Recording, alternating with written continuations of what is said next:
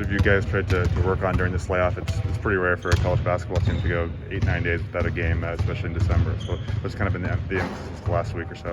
I mean, we've been really getting after it, getting competitive in these practices. I mean, trying to use some of these as our games with all these days off from actual competition. So just doing that, trying to get the energy up, and just trying to have fun with it. You know, this week off, no games, you just gotta have fun with it. I don't know if you know this, but Gonzaga's 0-3 against Texas Tech all time. Have you guys heard anything from the coaching staff about that, or any former players or anything? I actually haven't. I mean, I obviously watched the game back in the Elite Eight, and that was the last time that I'd seen Gonzaga Texas Tech. I didn't know we was 0-3, so something got to change. Definitely this weekend, something got to change for sure.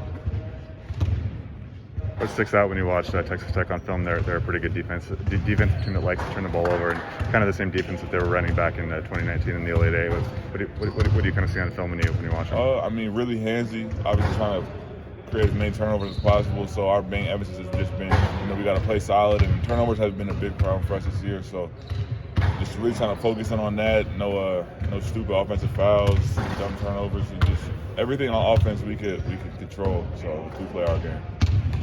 What's your strategy for working on turnovers in practice and stuff? I mean, it's really just trying not to make the home run play every time. You know, we could just be more subtle, be more patient, and we'll get the shots that we want. I mean, we're going for tight window passes, or just the home run plays, just the flashy play. We just got to be some more simple. You guys are averaging, I think, 85 points a game, and still one of the nation's most efficient offenses, but only shooting the ball 32%, which is low for this program. What do you think it says about how much room you guys have to grow if you can potentially shoot 35, 36, 37%, and you guys can probably be a much better offense, and you're already a pretty good one? Yeah, I mean, I feel like as the season goes on, everybody's gonna, feel into their shoes a little bit more, get more comfortable out there. I mean, we've been playing in some big games, different venues all around. I feel like everybody just starting to settle down a little bit more, and I feel like everybody's shots can eventually get rolling. Do you like the shots you guys are getting for the most part? It's just kind of getting them to fall and having a few guys get confident from behind the three-point line? I mean, I love all the shots we're taking. I mean, we all have confidence in each other, so it's always next one's going in, next one's going in. Got to make sure that everybody stays confident and keeps letting it rip. You mentioned that 2018 game. Or 2019 game? Were you getting recruited by Gonzaga at that point? Yeah, I was down to, I think, like my final 5 schools, but I was for the most part knowing I was already coming to Gonzaga, so I was watching as a Gonzaga fan at that point, so I was pretty hurt. Yeah, God, that game was so crazy. Just what was it like watching that game come down the stretch? I mean, it was just like, I felt like it was going back and forth, and there was just so many big shots and big moments, and it was just like when I had just lost hope, Perk hit the big 3, so gave me a little glimmer of hope, So I mean, it was a super fun game to watch, though. What has Rozier said to you guys about Texas Tech this week, since he has experience against them? I mean, obviously he wants to beat them really bad. I mean, anytime we play anybody that he has gone up against many times, he wants to beat them pretty bad. So he's just letting us know that they're going to try to muck the game up on defense and create as many turnovers as possible, and that's the game they want to play, so we just can't get into that. You guys are going to have a chance to go to the Suns-Wizards game tonight. Yeah. Looking forward to seeing Corey. Yeah, I can't wait to see him. I mean, we talk all the time on the phone or whatever, but it's finally good to see him in person again. Yeah.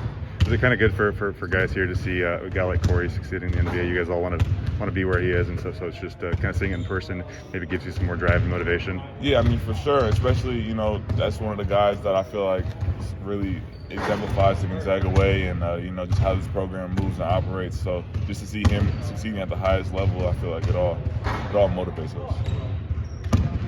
You guys have 2 games before the Christmas break, but are you going to have a chance to go back home to Vegas after the game on Monday? Yeah, go back home for a couple of days, chill with the family. I think I'll be back here on Christmas Day. Yeah. But, it's always good to go home and see the fam for a little bit. What's the best thing about going home for Christmas for you? Is there any Strawther family traditions or anything like that? Do you kind of look forward to good food or anything? Or? Nothing too crazy. It's just family all getting together. See my friends, too, while I'm down there. Just making the most of those couple of days I have, for sure. Julian, can you talk about, are you comfortable where the Gonzaga team is sitting right now after 10 games during the season? I think I'm pretty comfortable where we are, Obviously took some tough losses, but I feel like those are all errors that we could fix. And we're such a young team that I feel like we have so much room to grow, and, it's only December, and we have so much time to peak by March. Julian, this Texas Tech team, they had the worst strength of schedule until they played Tennessee. So you look at their box scores, a lot of guys have played, so they haven't really necessarily played the type of game that they'll play against you guys. Has that made prep a little more difficult this week, knowing that you only have seen this team, how they'll play you maybe twice this whole season? I mean, kind of, but not really, because their defense has been so consistent over the years, so we know exactly how they're going to play, and they'll probably play a similar game to how they played in 2019, and that defense is just something that we've seen a couple times already. You know, we kind of saw it with Texas. Obviously, it wasn't as compact or whatever, but we've seen it a couple times, and I feel like we know how we can beat them. How do you think you guys could beat them? I mean, it's really just playing on 2 feet, making a simple play.